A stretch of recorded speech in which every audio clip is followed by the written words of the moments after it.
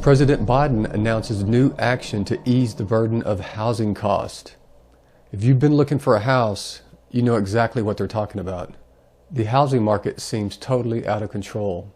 And you may wonder why it's out of control. Well, let's take a look at it and see what it says.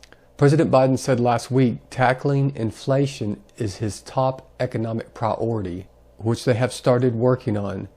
A few months ago, the interest rates were like 3%. Now they've climbed up to 6.5 to 7%, which should slow the economy and help lower inflation. This is a pretty long article, but this is the meat of it right here. This is the reason houses are so expensive. If you have a friend or a family member who can't afford a house, here's the reason.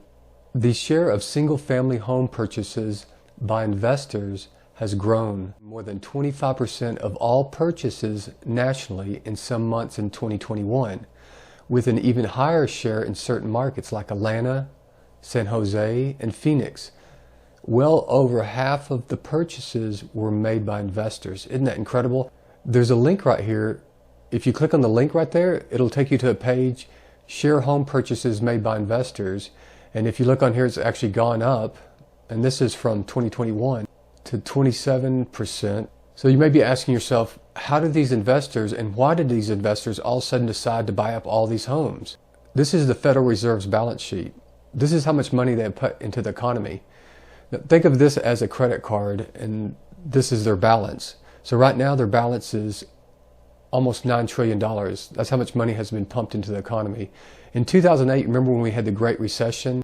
The Federal Reserve stepped in to help the economy, and they kept helping the economy.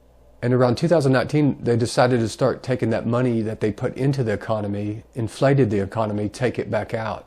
But when they started taking the money back out, the market started going down, the stock market. And about that time, the pandemic hit. And so then they started printing a lot more money. They started lowering the interest rates for the banks to lend out money, where they could lend it out practically at zero.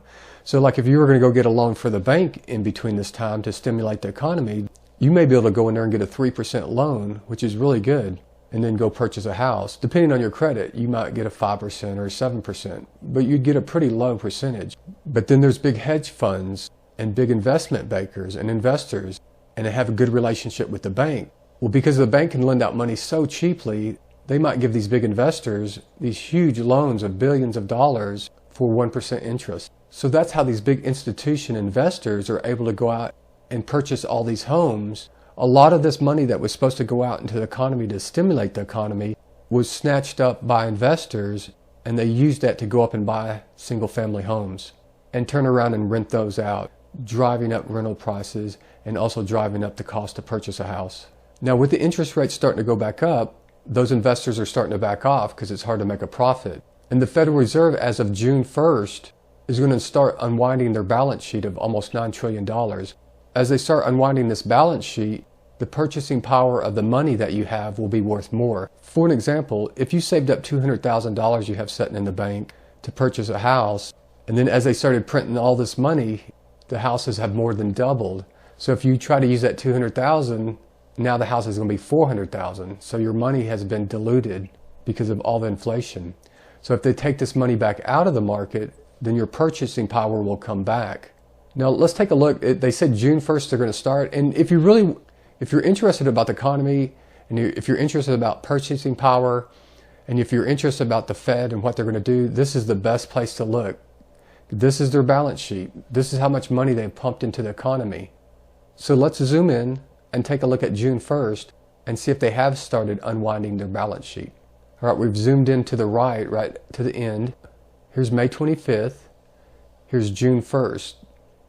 So June 1st, we should see a reduction, but what we're seeing is it actually going up, so that's not good. We'll need to keep an eye on this chart. What's supposed to happen is this balance sheet should go down.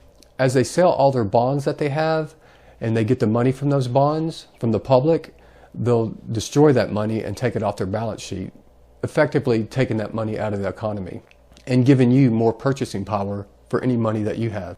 If the Federal Reserve continues to raise interest rates and then starts unwinding their balance sheet, then we will see house prices come down. We will see the inflation come down. We may even see a recession or even a depression. Only time will tell, but keep your eye on the Fed's balance sheet. I'll leave a link in the description below. I'd like to hear your thoughts on the economy and if you're looking for a house, if you're going to buy now or if you're going to wait and see what the prices do.